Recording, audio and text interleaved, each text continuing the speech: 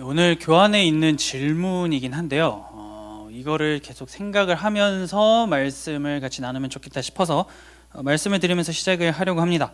자, 우리 모두는 하나님을 믿는 신자들입니다. 하나님을 사랑한다라고 고백하는 그리스도인이죠. 그런 우리가 하나님을 믿고 신앙하고 신뢰하려고 다짐하고 이전보다 더 높은 어떤 그 믿음의 경지라고 할까요? 거기까지 올라가려고 다짐을 할 때 그런 나를 무너뜨리는, 나를 방해하는 것이 있다면 여러분들은 그게 무엇입니까? 절대로 이게 없을 순 없어요. 없다면 여태까지 생각을 단 한 번도 안 한 겁니다. 내가 하나님 앞에 나아가려고 할 때, 하나님을 신앙하려고 할 때 나의 믿음을 흔들고 깎아내리려고 하는 것은 누구에게나 있습니다. 그래서 나의 벽은 무엇인지를 고민하면서 오늘 스가랴 10장을 좀 같이 나눌 수 있으면 좋겠습니다. 먼저 본문은 비를 구하라 라고 얘기합니다. 우리가 1절에서 봤던 것처럼 여호와께 비를 구하라, 봄비가 내릴 것이다 라고 하는 말씀이 선포가 됩니다. 많고 많은 것 중에 여러 가지가 있잖아요. 이 자연계 안에 많은 것들이 있는데 왜 하필 비를 구하라고 하나님께서 말씀을 하셨을까라고 생각을 해보면, 자, 이 시대는 농경 사회입니다. 농사를 짓고 살아가죠. 그러면 농사를 짓는 데 있어서 정말로 필요한 것, 필수적인 거는 비입니다. 비가 때에 따라 알맞게 내리느냐 내리지 못하느냐, 이걸로 한 해의 농사가 결정이 되죠. 그런데 성경에서는 그러한 비를 누가 줄 수 있는 분이냐라고 하냐면 하나님이다 라고 언급을 합니다. 신명기 11장 14절입니다. 여호와께서 너희의 땅에 이른 비, 늦은 비를 적당한 때에 내리시리니 너희가 곡식과 포도주와 기름을 얻을 것이요. 처음부터 이스라엘이 이 가나안 땅에 들어가서 살던 민족이 아니었어요. 우리가 이스라엘의 역사를 좀 생각을 해보면 애굽에서, 이집트에서 노예의 삶을 살다가 탈출했습니다. 하나님의 은혜로. 그러고선 이들이 어디에 있었냐면 광야에 있었습니다. 거기서 그냥 유랑하던 유목민처럼 살았어요. 농사라고 하는 거를 그 수십 년의 세월 동안 지어본 적이 없는 사람들입니다. 그런데 하나님의 은혜로 이제 그러한 삶을 청산하고 가나안 땅으로 딱 들어가서 사람들의 삶의 양식을 보니까 농사 짓고 사는 거예요. 그리고 그걸 통해서 막 먹고 살고 하는 거를 이들이 보게 된 겁니다. 그래가지고 여러분들은 여태까지 어떻게 사셨습니까? 당연히 뭐 이런 교류를 했겠죠. 그랬더니 그들이 얘기하는 겁니다. 우리가 이렇게 살 수 있는 이유, 우리의 문명이 이렇게 발전한 이유는 천둥과 번개와 비의 신 바알을 열심히 숭상했기 때문입니다 라고 한 답을 이들이 받았을 겁니다. 그런데 아까 전에 우리가 성경에서 봤다시피요, 비라고 하는 매개체를 누가 줄 수 있냐라고 하냐면 성경은 반드시 하나님이 주신다라고 얘기합니다. 그것도 그냥 내가 내리고 싶을 때 줄게 이게 아니고 때에 따라 알맞게 그 곡식이 연글고 풍성한 수확이 이루어질 수 있을 그 적절한 시기에 비를 내려줄게 라고 하나님이 말씀을 하십니다. 그런데 그렇다고 해서 그냥 내가 내킬 때마다 오늘은 좀 나의 기분이 좋으니까 내려줄게 라고 하지 않으시고요, 백성들에게 요구하신 것이 하나 있습니다. 신명기 11장 13절입니다. 내가 오늘 너희에게 명하는 내 명령을 너희가 만일 청종하고 너희의 하나님 여호와를 사랑하여 마음을 다하고 뜻을 다하여 섬기면, 자, 답이 다 나왔습니다. 농경사회에서 필요한 그 비, 생존과 직결되는 바로 그것은 하나님의 마음에 합한 삶을 살아가려고 애를 쓰고 노력할 때에 그때 하나님께서 때에 따라 알맞게 내려주시는 것이다라고 오늘 본문이 신명기가 얘기를 합니다. 그걸 통해서 너희의 삶이 풍요로울 것이다라고 말씀을 하셨는데, 이스라엘 백성은 어떻게 행동을 했냐면 딱 들어가 보니까 가나안의 문명이 너무 발전하고 너무 매혹적인 겁니다. 그러다 보니까 이게 답인 것 같아 라고 해서 가나안의 문화를 다 따라갑니다. 광야, 아무것도 없잖아요. 아무것도 없는 데서 막 40년 이상 생활하다가 딱 그 지점에 들어가니까 여태까지 보지 못했던 엄청난 문명이 그들의 귀와 눈을, 모든 걸 다 자극을 한 겁니다. 그래서 마음을 다 빼앗겨 버리고 우리가 알다시피 바알 숭상에 완전히 빠져 들어가 버렸죠.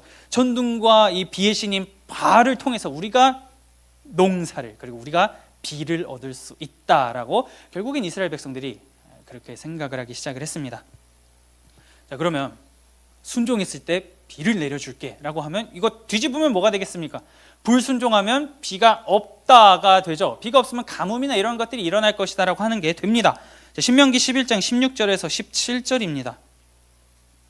너희는 스스로 삼가라. 두렵건대 마음에 미혹하여 돌이켜 다른 신들을 섬기며 그것에게 절함으로 여호와께서 너희에게 진노하사 하늘을 닫아 비를 내리지 아니하여 땅이 소산을 내지 않게 하심으로 너희가 여호와께서 주신 아름다운 땅에서 속히 멸망할까 하노라. 하나님께서는 분명하게 지금 오늘 본문에서 말씀하십니다. 너희가 그 땅에 들어가서 그 땅 가운데로 인도한 나의 말을 따르지 않고 다른 신을 섬기면 그 자리에서 그 장소에서 너희는 멸망할 것이다 라고 하나님이 말씀을 하십니다. 결국에는 때에 따라서 알맞게 비를 내리지 않는 것, 백성들 삶 가운데 뭔가 심각한 이 어려움과 고난이 일어났을 때 모든 게 다 그렇다라고는 할 수가 없지만 백성들의 불순종으로 인한 결과를 비가 내리지 않는 것으로도 받아들일 수가 있겠구나라고 하는 것을 우리가 보게 됩니다. 그리고 우리는 지금까지 수많은 선지서들을 통해서 살펴봤죠. 나라가 북쪽이건 남쪽이건 다 망했습니다. 그 망하는 과정 가운데에서 하나님께서 줄기차게 외치신 것이 무엇이었냐면 나에게로 돌아오라. 나의 말을 제발 이제는 좀 들으면서 생활하면 안 되겠느냐라고 했던 그 외침도 우리가 보았습니다. 그러면 불순종했을 때 하나님의 심판을 받게 되고 우리의 삶이 뭔가 아무튼 좋지 않게 흘러간다라고 하는 것을 포로 후기 공동체는 인지를 하고 있어요. 왜냐하면 본인들의 아버지, 어머니, 할아버지, 할머니의 세대가 그거를 직격으로 얻어맞은 세대입니다. 그러면 돌아온 이 공동체는 무슨 생각을 하겠습니까? 지나온 우리 선조들의 삶을 반면교사 삼아가지고 이 땅에서 하나님의 말씀을 열심히 지키며 살아가자라는 다짐을 하겠죠. 그러면 성경이 뭐라고 얘기하는지 좀 보도록 하겠습니다. 학개 1장 6절입니다. 너희가 많이 뿌릴지라도 수확이 적으며 먹을지라도 배부르지 못하며 마실지라도 흡족하지 못하며 입어도 따뜻하지 못하며 일꾼이 삭슬받아도 그것을 구멍 뚫어진 전대에 넣음이 되느니라. 뭔가 내용이 이상합니다. 한 군데 더 보도록 할게요. 스가랴 7장 11절입니다. 그들이 듣기를 싫어하여 등을 돌리며 듣지 아니하려고 귀를 막으며. 정리하면 뭐가 되겠습니까? 백성들이 돌아와서 물론 어느 정도는 반성을 했을 겁니다. 하나님께 돌아가야 되는 게 맞구나 인 거는 이들의 마음 가운데 있었지만 그게 구체적인 실천까지는 나아가지 못했다라고 하는 것을 지금 이 두 구절을 통해서 우리가 볼 수가 있죠.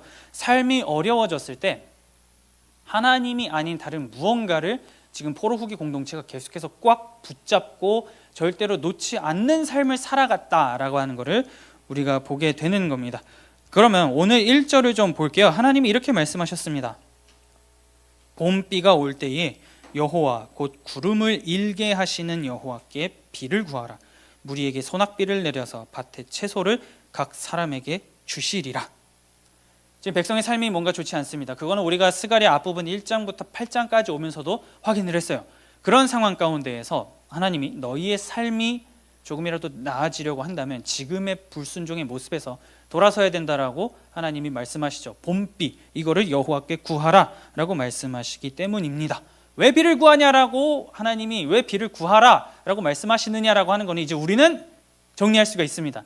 일찍이 하나님께서 그렇게 약속하셨기 때문이다라고 하는 거죠. 나의 말에 계명에 순종하며 살아갈 때에 너희들의 삶에 알맞은 비를 내려줄게 라고 하셨기 때문에 백성들에게 비를 구하라 라고 하는 것은 다시금 말하면 이제는 다시 돌이켜서 나 여호와의 계명에 마음을 다하고 뜻을 다하고 힘을 다해서 지키고 여호와를 사랑 좀 해라 이것들아 라고 하나님이 말씀하고 계시다라고 하는 것을 스가랴 10장 1절을 통해서 우리가 볼 수가 있습니다. 그러면 또 생각을 해볼 수가 있는 거죠. 도대체 이들이 이미 엄청난 그 재앙을 겪고 왔어요. 이게 만약에 포로에서 귀환한 이 시절이 400년 뒤, 500년 뒤면은 이렇게 행동할 수 있죠. 너무 세대가 멀잖아요. 그런데 이들이 포로에서 돌아온 세월이 고작 70년밖에 안 됩니다. 그럼에도 불구하고 이들이 무엇을 의지했기에 이렇게 빨리 망가질 수 있었는가라고 하는 것에 대한 답이 2절에 나옵니다. 드라빔들은 허탄한 것을 말하며 복술자는 진실하지 않은 것을 보고 거짓 꿈을 말한즉 그 위로가 헛되므로 백성들이 양같이 유리하며 목자가 없으므로 곤고를 당하나니.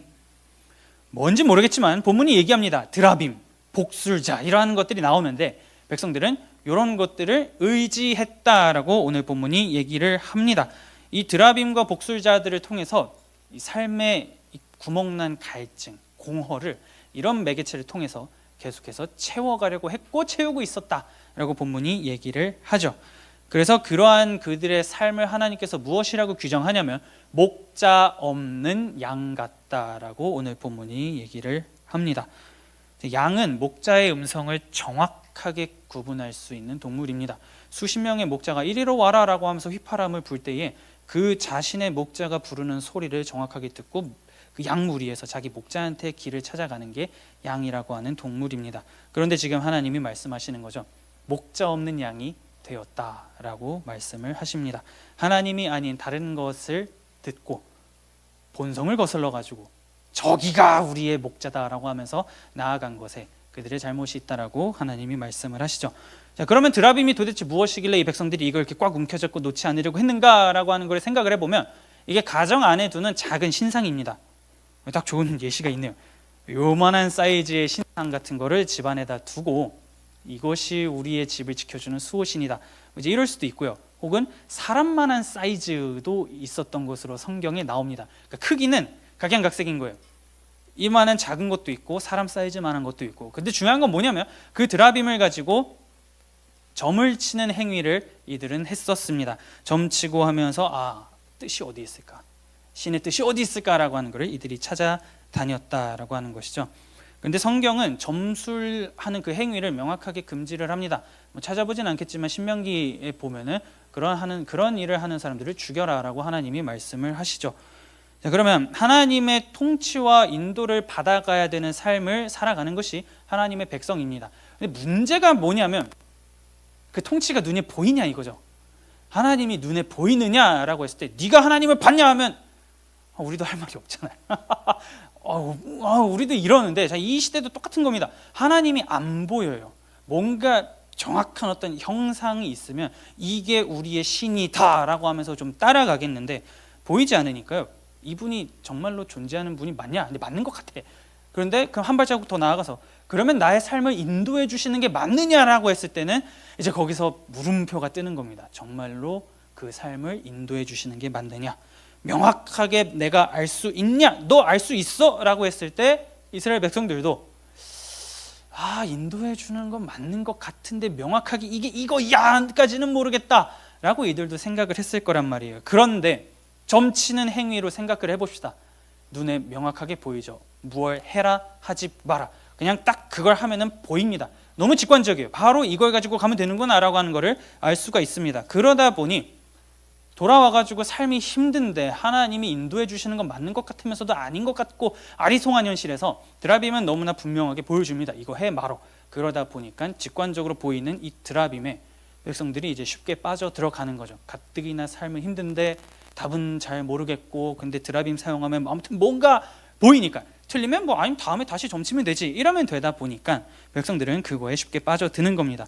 가시적으로 보이는 그 무언가를 통해서 나의 마음에 이 공허한 이 가슴의 구멍 그 위로를 이들은 채우려고 했던 것에 문제가 있었던 거죠.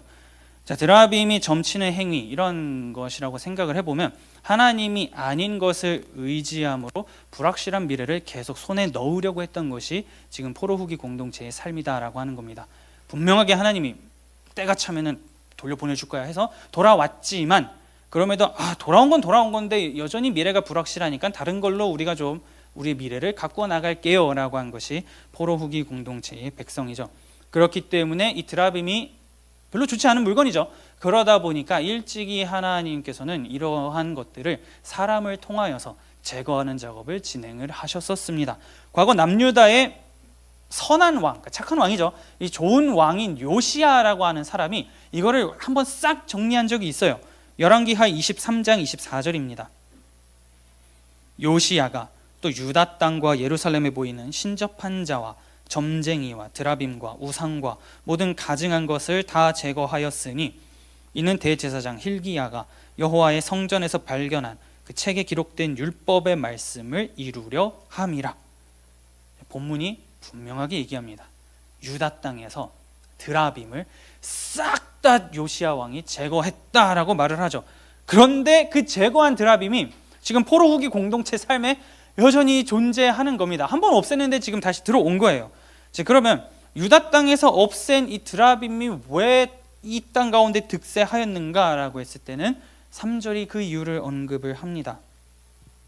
내가 목자들에게 노를 바라며 내가 순 염소들을 벌하리라. 만군의 여호와가 그 무리 곧 유다 족속을 돌보아 그들을 전쟁의 준마와 같게 하리니. 앞부분만 좀 봅시다. 목자와 숫 염소, 이 두 개의 그룹에 하나님이 벌을 내리겠다라고 언급을 하시죠. 자, 2절을 보면은 목자 없는 양이라고 했고 3절에 가서 그 목자를 벌하겠다라고 하나님이 말씀을 합니다. 자, 그러면 목자가 있는 게 지금 여기 3절을 통해서 나오잖아요. 목자가 있음에도 불구하고 목자 없는 양처럼 만든 것이 지금 3절에 나오는 목자다라고 하는 것을 우리가 본문을 통해서 확인을 할 수가 있습니다. 그러면 이 목자와 수렴소가 누구냐라고 했을 때는요, 지도층을 의미를 합니다. 왕, 제사장, 관리들, 이러한 사람들이 성경에서는 목자나 이런 그룹으로 나타나죠. 자, 그러면 왕을 생각해 봅시다. 지금 나라가 망한 다음에 돌아왔어요. 그러니까 왕이 없죠. 왕이 없는 상황이면 나머지 지도층을 생각해 보면 제사장과 관리들이 남습니다. 그러면 이 두 개의 그룹이 뭔가 지금 드라빔을 가지고 와가지고 야, 이거 한번 해봐 라고 하는 거에 문제가 있었다라고 하는 겁니다. 따라서 포로 후기 공동체가 가지고 있었던 문제가 무엇이었냐면요, 제사장이라고 한다면, 관리들이라고 한다면 하나님의 백성을 바른 길로 이끌어야 할 책임이 있는 자들입니다. 특별히 제사장이 더 그렇죠. 백성들에게 올바르게 예배하는 방법, 그러니까 제사 드리는 방법, 말씀을 잘 지키며 살아가는 법, 정결, 제의, 이런 거를 정확하게 알려줘야 하는 게 제사장, 이러한 그룹인데, 드라빔이 있었다라고 하는 거는 이러한 제사장이나 관리들의 그룹이 그거를 수용해가지고 드라빔 좀 가지고 있으면 어때? 라고 하는 것에 그 문제가 있었던 겁니다. 바른 길로 인도하지 못했어요. 이거 끊어야 됩니다라고 말하는 게 아니고 오히려 드라빔을 가지고 열심히 점치면서 주의 뜻을 구해보시지요. 이러한 거를 장려했다는 겁니다. 거짓된 위로와 일시적인 안정을 누리게끔 만들었던 자들이 이러한 제사장, 관리들이었기 때문에 하나님께서는 이 목자를 내가 벌하겠다, 나에게 오도록 만들어야 된 니네가 내 양떼를 목자 없는 양같이 만들었느냐라고 하나님이 말씀을 하시는 거죠. 그러면 이러한 이들의 모습을 통해서 우리가 좀 뼈저리게 볼 수 있는 게 뭐냐면요, 자, 죄라고 하는 거는 인간의 삶에 정말로 깊숙하게 박혀 있고 그거를 제거하는 거는 정말로 쉽지 않구나를 지금의 이 상황을 통해서 우리가 볼 수가 있습니다. 왜냐하면 요시야라고 하는 왕이 정말 엄청난 왕이었습니다. 평가를 한번 보죠. 열왕기하 23장 25절입니다. 요시야와 같이 마음을 다하며 뜻을 다하며 힘을 다하여 모세의 모든 율법을 따라 여호와께로 돌이킨 왕은 요시야 전에도 없었고 후에도 그와 같은 자가 없었더라. 이 구절을 바꿔 말하면 뭐겠습니까? 하나님의 말씀에 100% 합하여 살기로 결단해서 나라를 이끌었던 자는 요시야 한 사람밖에 없었다 라고 지금 얘기를 합니다. 그 정도로 하나님 앞에 충성되이 행동하면서 그 모든 우상을 제거했던 왕이에요. 그리고 이 요시야가 남유다 거의 말기에 통치했던 왕입니다. 나라가 망하기까지 얼마 안 되는 그 시점에 나라를 다스린 자가 요시야 왕이에요. 하지만 백성들이, 나라가 망했잖아요. 그거는 백성들의 삶이 이 요시야 왕이 드라빔을 제거하고 뭔가 그렇게 개혁을 일으켰지만 여전히 그 드라빔이 백성들 가운데에 남아 있었다라고 하는 것을 우리가 볼 수 있는 겁니다. 하나님의 심판을 받았던 지난 세월을 알고 있었음에도 불구하고 이게 아니다, 그리고 하나님이 어떤 분이신지 명확하게 보여주는 그런 지도자, 왕, 이런 자가 어떻게 살아가는지도 보여주었고 행동했음에도 불구하고 백성들의 손에는 여전히 뭐가 있었냐면 드라빔이 있었던 겁니다. 이것 절대로 놓지 못하겠습니다가 지금 포로 후기 공동체 그리고 이전 남유다 백성들의 모습이었다 라고 하는 것이죠. 그리고 더 큰 문제가 무엇이었냐면요, 그래야 뭐 점친다고 칩시다. 100번 양보해가지고 가시적으로 보이니까 이게 하나님의 뜻인지 아닌지는 모르겠지만 이걸 통해서 좀 뭐라도 좀 보자라고 하는 것까지 뭐 양보를 한다고 쳐도 이들이 여기서 뭘 받기를 원했냐면 위로를 받기 원했던 거에 더 큰 문제가 있었던 겁니다. 드라빔을 통해서 나의 이 공허한 마음, 힘든 마음을 위로를 받으려고 했던 것이 이들의 큰 문제점이었던 겁니다. 그래서 성경이 그것은 거짓된 거고 헛된 위로다라고 하나님이 말씀을 하시는 겁니다. 그리고 그걸 누가 주도했냐면 본문에서 보듯이 목자와 수렴소 곧 제사장 그리고 관리들이 백성들을 드라빔을 더욱더 열렬히 예배하는 쪽으로 이끌었다라고 하는 거죠. 요시야 왕을 필두로 제사장들이 드라빔을 제거했는데 지금은 거꾸로 제사장들이 드라빔만 가지고 한번 살아보십시오라고 장려하는 굉장히 뒤집어진 상황이 포로후기 공동체의 삶에 펼쳐지고 있는 겁니다. 자, 그러니 지도자가 그걸 자꾸 장려하다 보니까 백성들이 뭘 알겠습니까? 그러니까 이게 하나님이고 이거 가지고 예배하면 되는가? 라고 하는 삶을 백성들이 살아가기 시작을 한 겁니다. 자, 그래서 이런 제사장의 행동은요, 우리가 여름 수련회 때 말라기서를 좀 나눴었는데 거기에 그래서 정확하게 고발을 합니다. 말라기 1장 6절입니다. 내 이름을 멸시하는 제사장들아, 나 만군의 여호와가 너희에게 이르기를 아들은 그 아버지를 종은 그 주인을 공경하나니 내가 아버지일진데 나를 공경함이 어디 있느냐, 내가 주인일진데 나를 두려워함이 어디 있느냐 하나 너희는 이르기를 우리가 어떻게 주의 이름을 멸시하였나이까 하는도다.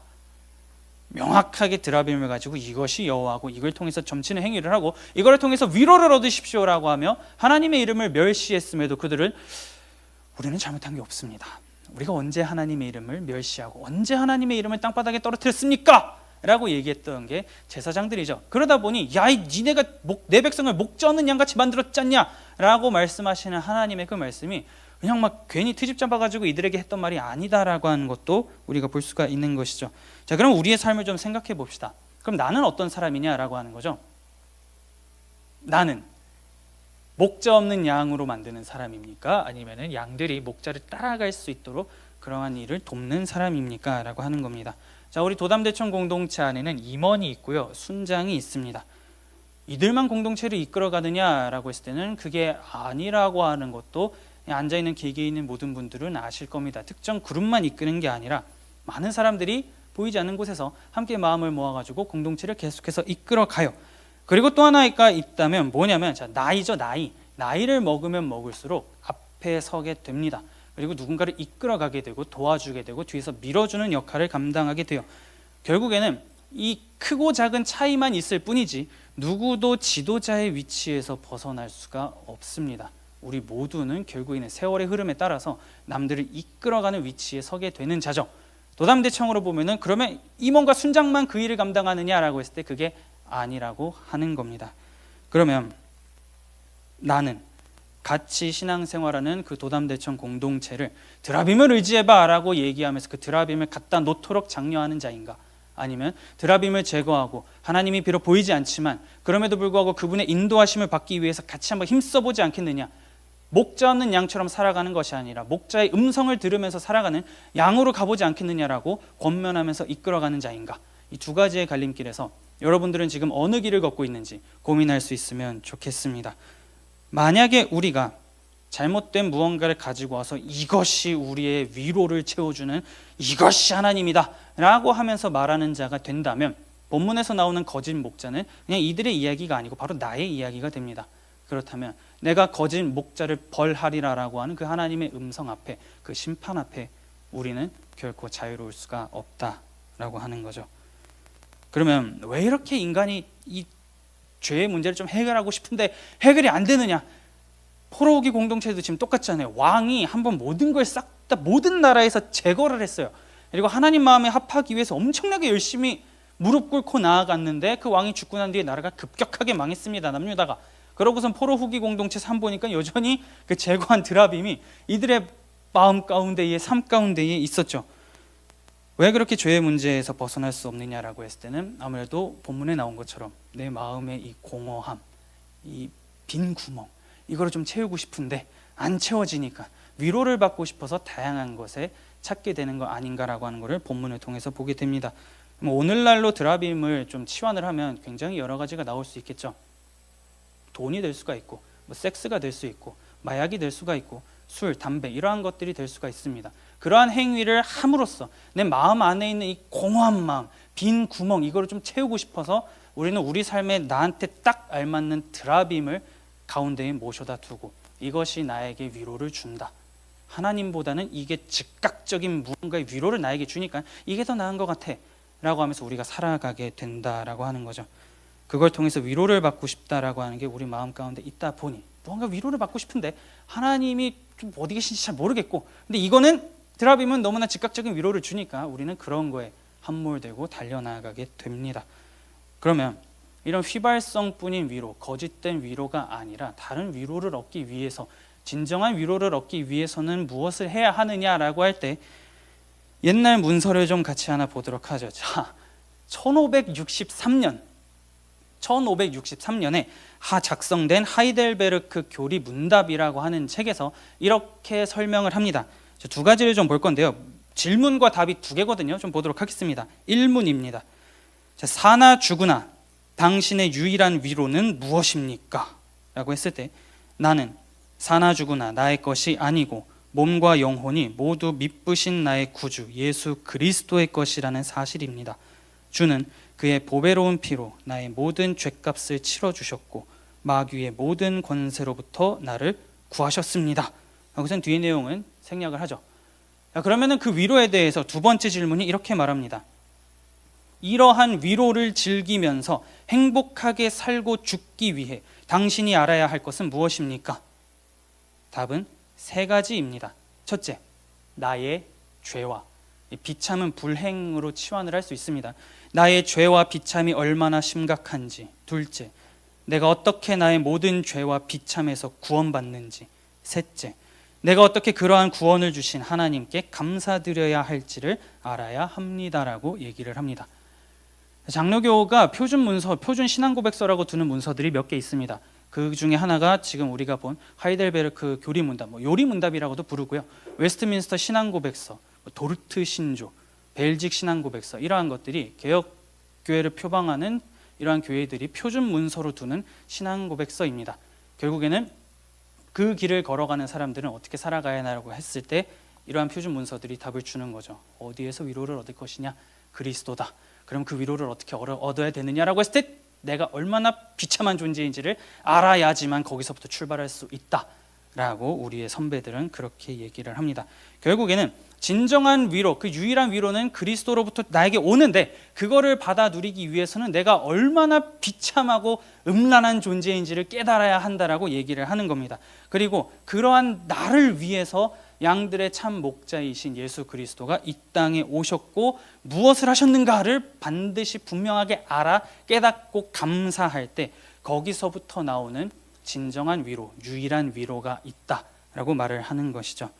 자, 그러면 우리가 인생의 드라빔을 놓지 못하고 계속해서 붙잡으면서 이거 놓으면 진짜 안 됩니다. 이걸 통해서 내 위로가 있고 이게 있어야 내가 그나마 그 소소한 위로를 누리면서 사는데 이것마저 뺏지 마세요 라고 하는 자세로 나아가게 되면 내가 위로를 누려도 그게 진정으로 그리스도로 인하여 만족하는, 그리스도 안에 들어가서 살기로 하면서 그 기뻐하는 유익인가, 위로인가? 라고 했을 때는 절대 아닌 휘발성만 강하고 일시적인 거짓된 위로일 수밖에 없다라고 하는 것을 우리가 보게 되는 겁니다. 그러면 우리는 이제 진지하게 고민을 해야 되는 거죠. 나라고 하는 개인은 그리스도를 통하여서 정말로 그 위로와 만족을 누리는 자인가? 정말로 예수님 한 분만으로 내 마음 가운데에 위로가 가득 차는가? 이러한 것을 우리는 날마다 고민하면서 살아갈 수 있어야 합니다. 그게 아니라면 우리는 이러한 삶을 사는 겁니다. 나는 주님을 구합니다. 하나님을 구하고 하나님을 예배합니다 라고 하면서 한 손에는 딱 성경이 있어요. 왜냐하면 그리스도인이거든. 그 정체성을 가지고 성경을 딱 붙잡고 있지만 다른 한 손에는 드라빔 딱 붙잡고 때에 따라서 알맞게 나에게 좋은 위로를 주고 좋은 말씀을 주는 것을 상황에 따라서 취사 선택하겠노라.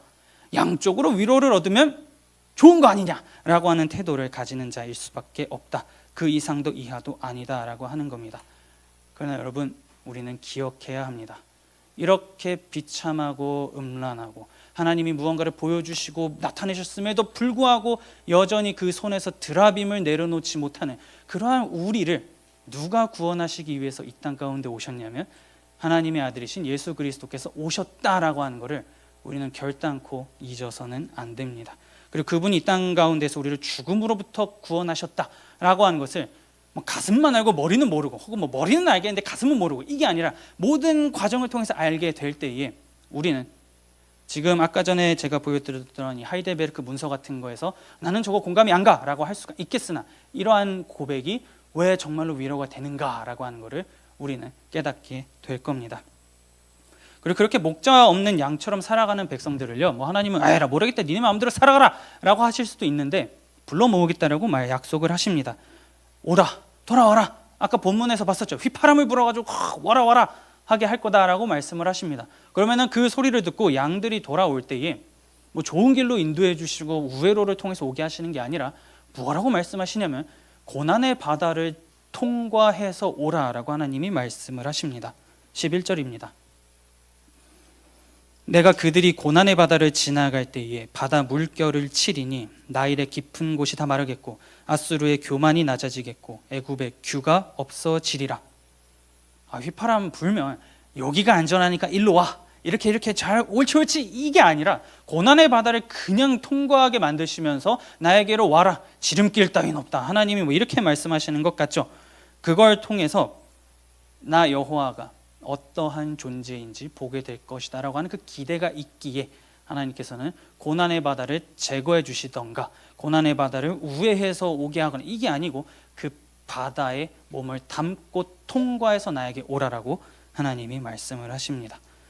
그 고난을 통과한 그 행동, 저기서 휘파람 소리, 나를 부르는 소리가 들리니까 어떻게 해서든지 일단 그 소리 따라서 가겠다라고 하면서 고난의 바다를 지나갈 때에 내가 정말로 삶의 그 모든 순간 가운데에서 하나님을 의지하는지 안 하는지 잘 몰랐는데 정말로 내가 주 여호와 하나님을 의지하고 있었구나라고 하는 것을 일단 내 자신이 보게 됩니다. 나 진짜 하나님 열심히 예배하던 사람이었네 라고 하는 것을 그 바다를 건너가면서 우리가 확인을 할 수가 있고, 동시에 하나님은 나의 능력을 뛰어넘는 광대하신 분이구나 라고 하는 것도 그 고난의 바다를 지나갈 때 우리가 깨닫게 됩니다. 12절입니다. 내가 그들로 나 여호와를 의지하여 견고하게 하리니 그들이 내 이름으로 행하리라. 나 여호와의 말이니라. 결국에는 하나님의 백성에게 필요한 것은 나의 마음 가운데 있는 이 거대한 구멍, 공허함, 이러한 것을 채우려고 하는 그 위로가 필요한데 그걸 채워줄 수 있는 유일한 위로는 예수 그리스도밖에 없다라고 하는 것을 정리할 수가 있습니다. 그리고 동시에 그러한 상황 가운데에서 나를 건지실 수 있는 이는 하나님밖에 없다라고 하는 그 확신, 하나님을 향한 그 신뢰, 이것을 가지고 우리는 고난의 바다에 몸을 던질 수 있는 용기가 필요한 거죠. 그게 곧 하나님을 향한 신뢰다라고 오늘 성경이 얘기를 합니다. 자, 우리가 고난의 바다 앞에 서면 우리를 삼키기 위해서 바다가 매섭게 다가오잖아요. 파도도 치고 누가 봐도 저기 들어가면 나 죽는다라고 하는 게 보입니다. 그런데 하나님은 이런 분이시지, 과거부터 이렇게 인도하셨지라고 하는 그분의 그 위대하심, 그분을 신뢰하는 마음이 있을 때 우리는 그 바다 위에 설 수 있고 이전과는 다른 삶이 이거구나라고 하는 것을 깨닫게 될 겁니다. 그러면서 하나님을 향한 신뢰는 강해지고 단단해지는 거목으로 우리가 성장하게 될 겁니다. 자, 오늘 대림절 2주차입니다. 지난 주간 열심히 예수 그리스도를 묵상하셨으리라고 믿습니다. 자, 그러면 그 묵상과 감사를 이제 2주차가 되었으니 우리는 한층 더 강화시킬 수 있어야 합니다. 나의 손에 있는 이 드라빔을 내려놓을 수 있는 용기, 그리고 드라빔 대신에 하나님을 더 붙잡기 위해서 양팔을 뻗고 그분을 찾아가려고 하는 그 신뢰, 이것이 우리에게 필요합니다. 그럴 때에 고난의 바다가 아무리 위험하다 하더라도 하나님께서는 그 바다를 쳐서 잠잠하게 하시든지 아니면 그 바다를 갈라서 마른 땅으로 우리를 건너가게 하시든지 할 겁니다. 그러니 고난의 바다 앞에 섰을 때 드라빔만이 나를 구원해 줄 수 있으니 내가 익사할 것처럼 잠겨도 나는 드라빔을 놓지 않겠습니다가 아니라 드라빔을 놓고 나를 향해서 손을 뻗고 계시는 그 하나님을 붙잡고 고난의 바다를, 주를 내가 신뢰함으로 걷겠습니다. 몸을 던지고 주를 신뢰함으로 주의 손을 붙잡고 걸어 나아가겠습니다라고 다짐하며 나아갈 수 있는 저와 여러분들이 될 수 있기를 마음 다해서 축복합니다.